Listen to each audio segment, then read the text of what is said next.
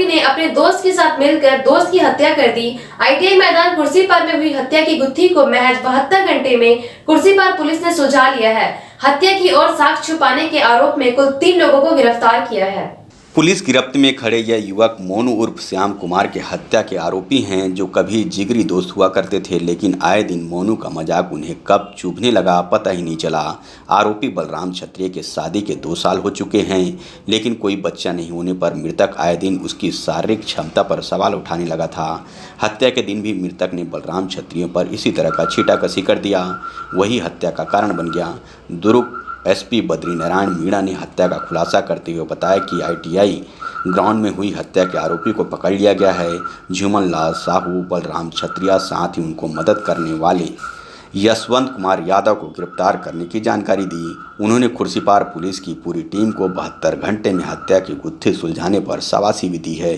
बार में जो ITI मैदान है उसमें एक डेड बॉडी मिली थी, जिसमें उसको जब विवेचना करने पे पता चला कि उसकी हत्या किसी के द्वारा कर दी गई थी। इस संपूर्ण मामले में थाना प्रभारी और उनकी टीम के द्वारा इस CSP के सुपरविजन में इस मामले की विवेचना की गई और विवेचना के दौरान ये पता चला कि वो मृतक है वो अपने किसी दोस्तों के साथ में घटना से पहले कहीं निकला था। इन्हीं चीज़ों को तस्दीक करते हुए ये पता चला कि उसके कुछ दोस्त हैं जिनसे उसका कुछ विवाद हुआ था और साथ ही एक गवाह भी मिला जिसने जो आरोपी हैं उनको वहाँ से जाते हुए देखा भी था।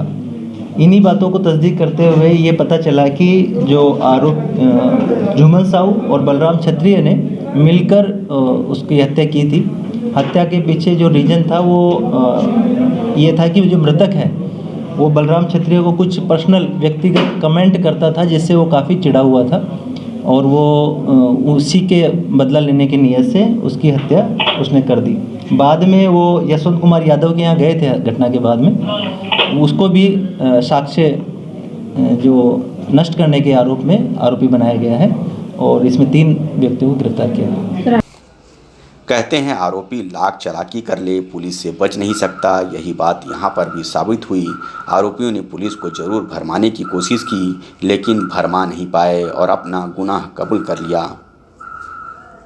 प्रभात टीवी के लिए रमेश भगत की रिपोर्ट। देशी और अंग्रेजी शराब को बेचने के फिराक में घूम रहे आरोपियों को बेमेतरा पुलिस ने पकड़ा है।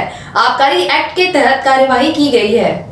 बेमेतरा के थाना प्रभारी को द्वारा अवैध शराब, जुआ, सट्टा, गांजा पर लगातार कार्रवाई की जा रही है, जिसके तहत थाना बेमेतरा पुलिस को मुखबिर से सूचना मिली कि ग्राम गुनर बोर्ड, कोबिया चौक एवं दियोर बीजा में अवैध रूप से धन अर्जित करने की नियत से शराब बिक्री करने के उद्देश्य से रखना एवं बिक्री कर रहा है, जिसकी सूचना पर थाना बेमेतरा स्टाफ गवाहों के साथ मौके पर पहुंचकर घेराबंदी कर पकड़ा, जिसमें अलग अलग 4 प्रकरणों में 4 आरोप किया गया है।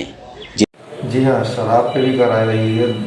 2 भीमपुरी के, 1 जिया के और 1 देवर बीजा के व्यक्ति हैं। 4 व्यक्तियों पे कार्रवाई हुई है। 34 एक के तहत कार्रवाई की जा रही है। अवैध होर्डिंग के खिलाफ नगर निगम दुर्ग ने बड़ी कार्रवाई की है। विज्ञापन एजेंसियों पर नोटिस एवं समझाइश का असर नहीं होने पर निगम ने की कार्रवाई। नगर निगम दुर्ग आयुक्त हरेश मंडावी के सख्त निर्देश पर बाजार विभाग, अतिक्रमण विभाग एवं उड़न दस्ता अमले ने G रोड के BIT कॉलेज के पास सड़क किनारे लगे 16 अवैध होर्डिंग पर कार्रवाई की, जिससे विज्ञापन एजेंसियों में हड़कंप मच। आपको बता दें कि विज्ञापन एजेंसियों को अवैध होर्डिंग हटाने के लिए नोटिस और समझाइश लगातार दी जा रही थी कि वे अपने होर्डिंग हटा ले, पर नोटिस व समझाइश का असर नहीं हुआ तो नगर निगम ने एक्शन लिया। आयुक्त हरेश मंडावी द्वारा राजस्व एवं बाजार विभाग की समीक्षा के दौरान नोडल अधिकारी प्रकाश चंद थानवी को निर्देश दिया कि शहर में BIT कॉलेज से लेकर मिनी माता चौक तक जितने भी अवैध होर्डिंग लगे हुए हैं उसको हटाने की कार्रवाई की जाए, जिसे ध्यान में रखते हुए अमले ने G रोड, BIT कॉलेज सड़क किनारे बड़े एवं छोटे अवैध होर्डिंग को हटाने की कार्रवाई की। किसी प्रकार का हम लोग कोई वेंडर नियुक्त नहीं हुआ है जो होर्डिंग लगा सके। इसी कारण से जितने भी वहाँ होर्डिंग लगे हुए हैं सभी अवैध हैं। इस पर हमने कार्रवाई करते हुए हमने आज भी कार्रवाई की है और कल भी कार्रवाई की है। ये कार्रवाई लगातार अभी चलती भी रहेगी। तो हमने होर्डिंग हटाने का काम स्टार्ट कर दिया है और इसमें हम लगातार हम टीम भेज रहे हैं। इस प्रकार जितने भी अवैध होर्डिंग होंगे हमने पहले उसको 3 मौका दिया था कि स्वयं हटाने करके, तो उनका भी पैसा भी बकाया हुआ है, उन्होंने हटाया भी नहीं। तो इसी आधार पर हमने कार्रवाई किया हुआ है और यह कार्रवाई लगातार जारी रहेगी। फिलहाल इस तरह की कार्रवाई शहर में लगातार जारी रखने की बात आयुक्त द्वारा कही गई है। प्रभात टीवी के लिए दुर्ग से वीना दुबे की रिपोर्ट। बीएम शाह हॉस्पिटल द्वारा संचालित गिदोड़ी देवी मेमोरियल चैरिटेबल हॉस्पिटल एवं रिसर्च सेंटर जनरल सर्जरी, हड्डी रोग, जनरल मेडिसिन, प्रसूति एवं स्त्री रोग, शहर के जाने माने डॉक्टरों द्वारा इलाज की सुविधा। हॉस्पिटल में सर्व सुविधा युक्त ऑपरेशन थिएटर, दवाई की दुकान, प्राइवेट रूम सहित अनेकों सुविधाएं। आयुष्मान कार्ड के तहत इलाज की विशेष सुविधा। पता G road, new Khursipar, Bhilai. Phone number 0788405101। Mobile number 8821030555। तांबा, पीतल, कांसा, aluminium, stainless steel, cooker, mixie सभी प्रकार के बर्तनों के चिल्लर एवं थोक विक्रेता। यहाँ पर कुकर, मिक्सी, गैस चूल्हा बनाए जाते हैं। अनुराग मेटल शॉप नंबर 10, नेहरू भवन road, Supela, Bhilai. Mobile number 9827187008।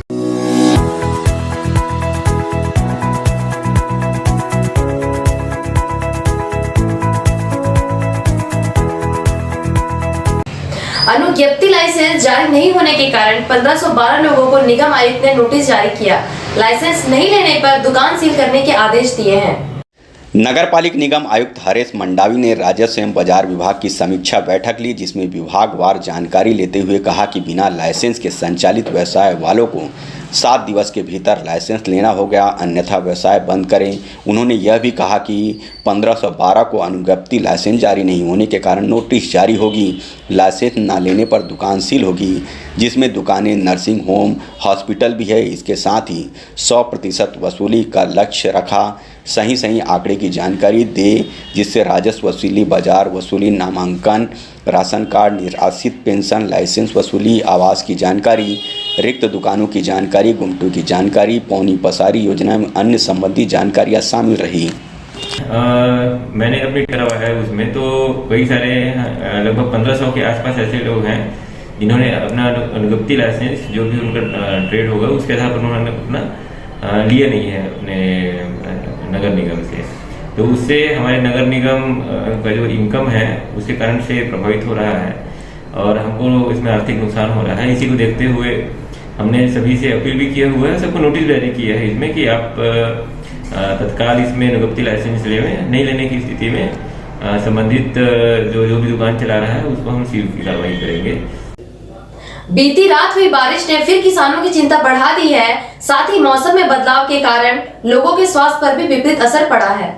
बेतरा में देर रात फिर बारिश हुई, जिसके बाद सुबह घना कोहरा छाया रहा। एक तरफ कोहरे से मौसम सुहाना हो गया तो किसानों के लिए बारिश आफत बनकर आ गई। लगातार बारिश और कोहरे से तिलहन फसलों पर बुरा असर पड़ रहा है। फल लगे फसलों में कीड़े लगने की शिकायत मिल रही है। फूल लगे फसल मुरझा रहे हैं, साथ ही तिवड़ा मटर जैसे फसल गलने की भी शिकायत मिल रही है। किसान दवाओं का सहारा ले रहे हैं, लेकिन बारिश होने से दवाओं का भी असर नहीं हो पा रहा है। साथ ही लोगों के स्वास्थ्य पर भी इसका बुरा असर पड़ रहा है। वैशाली डेवलपर्स की लापरवाही का खामियाजा 18 प्लॉटधारी भुगत रहे हैं। स्थायी विद्युत कनेक्शन देने और निगम द्वारा इस क्षेत्र में स्ट्रीट लाइट और सड़क निर्माण किए जाने की मांग आम आदमी पार्टी ने की है। नगर निगम भिलाई के भवन अनुज्ञा शाखा के अधिकारियों के कारनामे गाहे बगाहे सामने आते ही रहते हैं। ऐसा एक मामला आम आदमी पार्टी ने उठाया है, जिसमें वैशाली डेवलपर्स ने न्यू वैशाली नगर बाबा दीप सिंह नगर में छोटे छोटे 18 प्लाट काट कर बेच दिए। आश्चर्यजनक पहलू यह है कि यह plot town and country planning में अप्रूव्ड नहीं है। उसके बाद भी नगर निगम भिलाई ने इन प्लाट मालिकों से डेवलपर चार्ज लेकर भवन अनुज्ञा जारी कर दिया। अब नगर निगम भिलाई यहां पर विकास नहीं कर रहा है। विद्युत विभाग ने इन मकान मालिकों को मात्र अस्थायी कनेक्शन देकर उनसे अच्छा खासा मुनाफा कमा रही है। विद्युत कनेक्शन को स्थायी करने की मांग करने पर विद्युत विभाग के वैशाली नगर के सहायक अभियंता वितरण का कहना है कि अगर आप स्थायीकरण चाहते हैं तो फिर विद्युतीकरण में लगने वाले खर्च को वहन करें। आम आदमी पार्टी ने सवाल उठाया कि जब अस्थायी कनेक्शन दिए गए हैं तो फिर स्थायी कनेक्शन के लिए क्यों घुमाया जा रहा है। प्रेस वार्ता लेकर आम आदमी पार्टी के जिला अध्यक्ष मेहरबान सिंह ने स्थायी कनेक्शन देने और निगम के भवन अनुज्ञा शाखा के अधिकारियों पर कार्रवाई की मांग की है। आम आदमी पार्टी ने भिलाई निगम के भ्रष्टाचार के विषय को लेकर के आज ये प्रेस वार्ता रद्द की थी, जिसमें वैशाली डेवलपर्स ने न्यू वैशाली नगर बाबा दीप सिंह नगर से कनेक्टेड एक एरिया है, वहाँ पे वैशाली डेवलपर्स ने प्लॉट काट करके बेच दिए। पहला सवाल, प्लॉट कैसे बेच दिए। दूसरा, प्लॉट बेचने के बाद अप्रूव लेआउट के बगैर उस प्लॉट के ऊपर बिल्डिंग परमिशन भिलाई निगम ने कैसे दे दी। उन सभी लोगों से डेवलपमेंट चार्ज लाखों रुपए लेने के बाद भिलाई नगर निगम ने सड़क, बिजली, पानी कोई डेवलपमेंट नहीं किया। पैसा लेकर के आप उनको सर्विस नहीं दी। और उससे बड़ी बात, टेम्परेरी कनेक्शन के ऊपर वो 20-22 घर चल रहे हैं। स्थायी विद्युत कनेक्शन मांगने पर सीएससी भी कहता है कि ट्रांसफार्मर और उस क्षेत्र के विद्युतीकरण का खर्चा वहाँ के रहवासी वहन करें। क्यों वहन करें?